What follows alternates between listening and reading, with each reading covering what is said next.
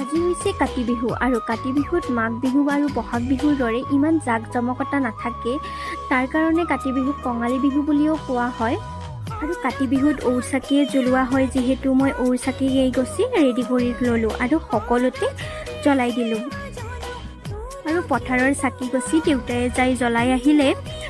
প্ৰত্যেকবাৰ দেউতাই যায়, কাৰণ অকণমান দূৰ হয় যিহেতু। আৰু মই জনাত পথাৰত চাকি জ্বলোৱা হয় কাৰণ পথাৰৰ শস্যবিলাক যাতে কীট পতংগই নষ্ট নকৰে। আৰু কাতি বিহুত যিহেতু মাহ প্ৰসাদ দিয়ে, মায়ে এয়া প্ৰসাদৰ কাৰণে ৰেডি কৰি আছে। আৰু এনেকৈ তুলসীৰ তলত ঢিপ বনাই প্ৰসাদ দিয়া হয়। আৰু এয়া গাঁৱৰ ভাইটিসকলে প্ৰসাদ খাব আহিলে আৰু সকলোৱে মিলিজুলি আমি প্ৰসাদ খালোঁ। হ'ল খোলা চাপৰি পিঠা খাব পোৱা নাই, সেইকাৰণে আজি মন গ'ল মাক বনাব ক'লোঁ। আৰু এতিয়া প্ৰসাদ পানী খাই ল'লোঁ, এতিয়া চাহ খাম। তেতিয়াহ'লে আজিলৈ